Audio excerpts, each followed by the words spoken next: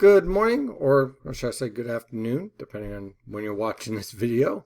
Welcome to another video about tips and suggestions for your young meteorologist. So I got a couple of questions recently about what do you do if you want to start your own company?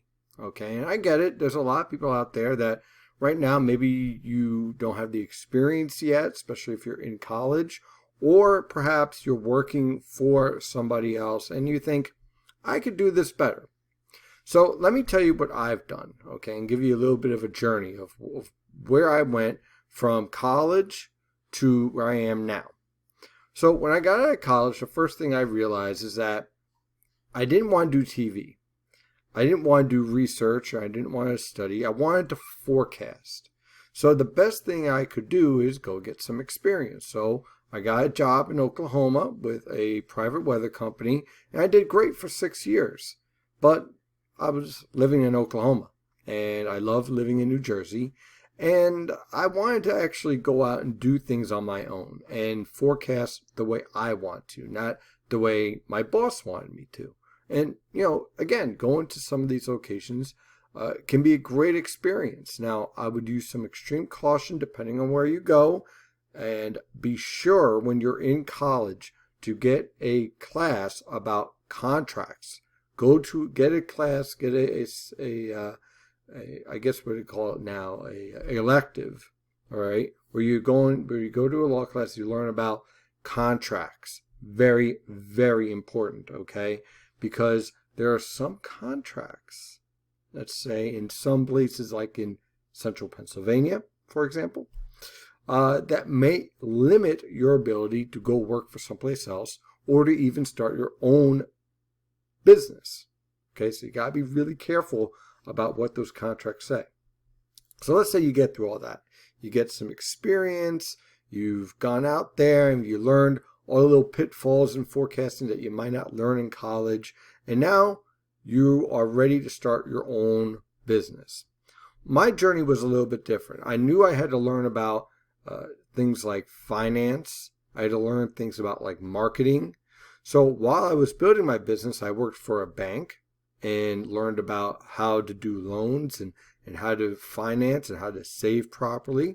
I worked at a retail location and learned about marketing and sales and how to talk to people. And I was doing all this while I was building my business. But I'm getting a little ahead of myself. So the first thing you should do is sit down and write a business plan. I'm serious about this. You really, really need to think about this.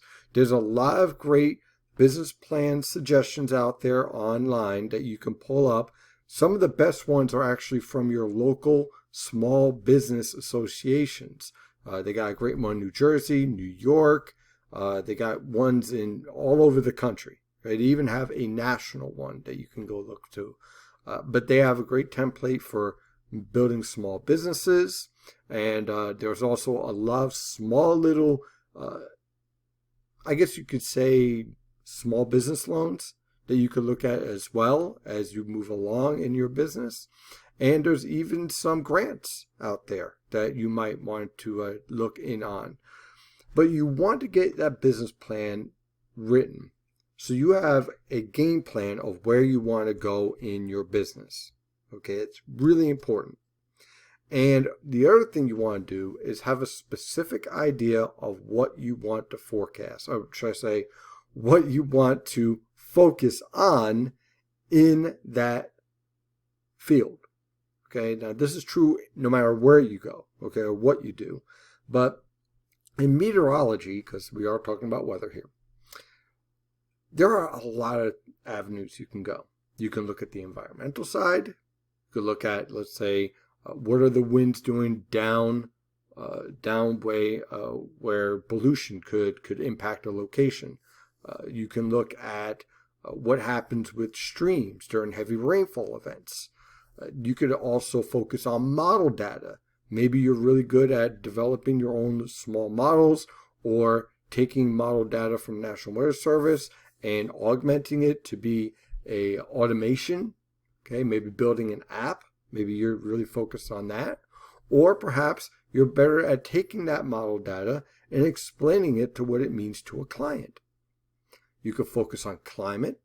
You could focus on long range. You could focus on farming and agriculture. You could focus on sports. There's a lot of things you could do, but you have to have a plan. You can't just dive into it and just think like, we'll see where it goes. Some people do that, and then they're not in business anymore. And also, I have an understanding that most small businesses, they fail within 3 to 4 years. Well, NY and JP Weather has been going for about, over 10 years now. Small and steady. And you also have to have an idea of what you want, okay? And this is, I want to make this very clear. Not every business person's goal is to have a huge business, okay? And if that's you, that's fine. If you want to say, I want to dominate the entire field and I'm going to take out all these other large companies, I'm going to be the #1 weather company in the world. Great. Good luck. Have a plan. Some people, they're like me. I just want my own little niche where I do what I do. And if people like it, that's great. And if people don't, well, then I'll have a backup plan. And so far, it's worked out pretty well. Now, in terms of failure, there will be failure in your business plan, and that's okay. The key to being a successful business is to understand when things are going wrong and make an adjustment. And this is true whether you're a large business or small business. Just ask Blockbuster Videos. If you kids don't know what that is, Google it, because sometimes the industry changes. Now, in the weather industry, a lot of people are focused on automation. But that also opens up a niche for other people to say, well, what does all this mean? Why does my weather app change every hour? And how do I prepare for that for my business? Okay, so there's a lot of things you can do. There's a lot of avenues you can focus on. The key thing is be sure to do something that's in your passion, not just because you could make a lot of money. I understand everyone is always interested in making a lot of money, but I'm telling you right now, if you don't wake up early in the morning, just ready to dive into that business and work on it and learn from your mistakes and grow and do the marketing and do the time where you have to build your website and the time to look at what way to reach out to other people, let them know that you exist. If that isn't your passion, where you live it, then it's not for you. And that's okay. Maybe you are better off working for a company and just focus on forecasting. And that's okay. Okay? Not everyone can be an entrepreneur. And that's very true. But if this is what you want to do, again, have a business plan.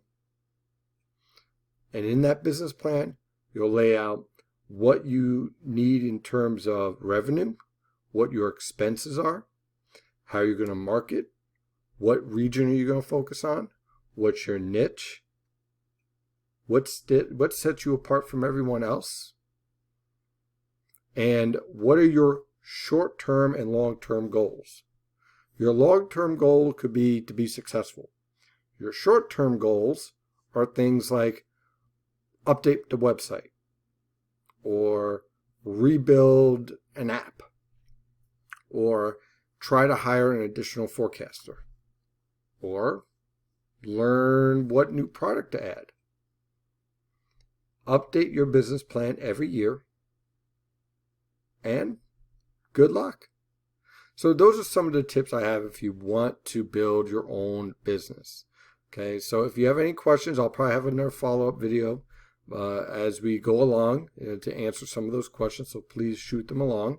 But basically, I'm really happy to hear a lot of people sending those emails out asking, hey, how do I build my own?